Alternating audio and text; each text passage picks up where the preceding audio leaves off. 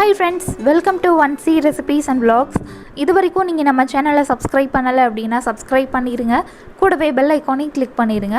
இன்றைக்கி நம்மளோட சேனலில் ஒரு சூப்பரான முட்டைக்கோஸ் குழம்பு அல்லது கேபேஜ் கிரேவி எப்படி செய்கிறதுன்னு பார்க்க போகிறோம். இந்த கிரேவி சப்பாத்திக்கு ரொம்பவே சூப்பராக இருக்கும். ரைஸ் வெரைட்டிஸ்க்கும் வச்சு சாப்பிட்லாம், ரொம்பவே நல்லாயிருக்கும். இப்போ இந்த டேஸ்டியான முட்டைக்கோஸ் குழம்பு எப்படி செய்கிறதுன்னு பார்க்கலாம். முட்டைக்கோஸ் வச்சு பொரியல் செஞ்சுருப்போம், வடை செஞ்சுருப்போம். குழம்பு கண்டிப்பாக ட்ரை பண்ணி பாருங்கள், டேஸ்ட் ரொம்பவே சூப்பராக இருந்தது.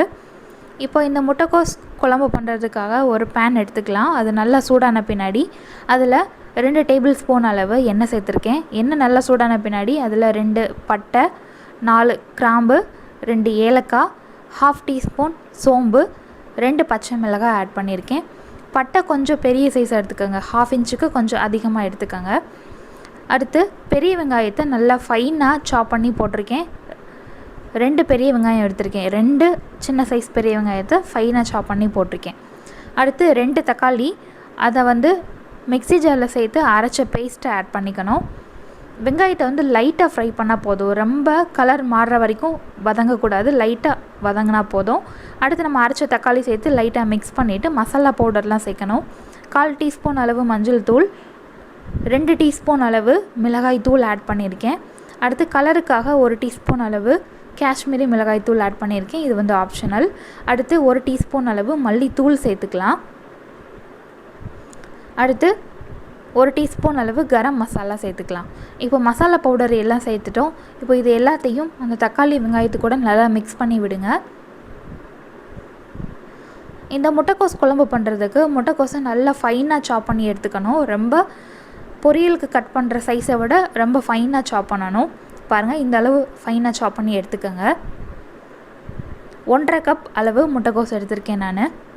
இப்போ 1/2 கப் அளவு முட்டைக்கோஸை நல்லா ஃபைனாக சாப் பண்ணி தண்ணியில் நல்லா கழுவிட்டு இப்போ அந்த மசாலா கூட நம்ம ஆட் பண்ணியிருக்கோம்.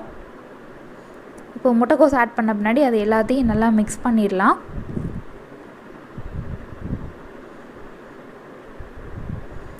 இந்த குழம்பு சாப்பிடும்பொழுது அந்த முட்டைக்கோஸோட பச்சை ஸ்மெல் இருக்காது, ரொம்பவே நல்லா இருந்தது. இப்போ அந்த மசாலா கூட அந்த முட்டைக்கோஸை நல்லா வதக்கி விட்டுட்ருக்கோம். நல்லா மிக்ஸ் பண்ணிட்டோம். இந்த டைமில் இந்த கிரேவிக்கு தேவையான அளவு தண்ணி சேர்த்துக்கலாம்.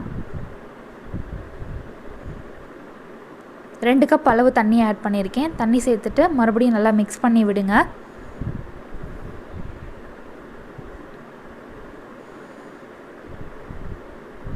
பாருங்கள், நம்மளோட கிரேவி நல்லா கொதிக்குது. இந்த டைமில் ஒரு 1/2 கப் அளவு தேங்காய் பால் சேர்த்துக்கலாம். தேங்காய் பேஸ்ட்டாகவும் ஆட் பண்ணிக்கலாம், அப்படி இல்லாட்டி தேங்காய் பால் உங்களுக்கு எது ரொம்ப ஈஸியோ அது பார்த்து பண்ணுங்கள். தேங்காய் பால் சேர்த்தோம் அப்படின்னா டேஸ்ட் ரொம்ப சூப்பராக இருக்கும். தேங்காய் பால் சேர்த்துட்டு ஒரு 1/4 கப் அளவு தண்ணி ஆட் பண்ணியிருக்கேன். இப்போ இது நல்லா மிக்ஸ் பண்ணிவிட்டு மறுபடியும் நல்லா கொதிக்க விடலாம். அந்த தேங்காய் நல்லா வெந்து அதோட ஒயிட் கலர் மாதிரி அந்த கிரேவிக்கான கலர் கிடைக்கணும், அது வரைக்கும் நல்லா கொதிக்க விடலாம். இப்போ பாருங்கள், நம்மளோட குழம்பு நல்லா கொதிச்சிட்ருக்கு. இந்த டைமில் கொஞ்சமாக கருவேப்பிலை ஆட் பண்ணுறேன். ஆட் பண்ணிவிட்டு நல்லா மிக்ஸ் பண்ணலாம். முட்டைக்கோஸ் வேகமாக வெந்துடும், ஏன்னா ரொம்ப ஃபைனாக தானே சாப் பண்ணியிருக்கோம், அதனால் வேகமாக வெந்துடும்.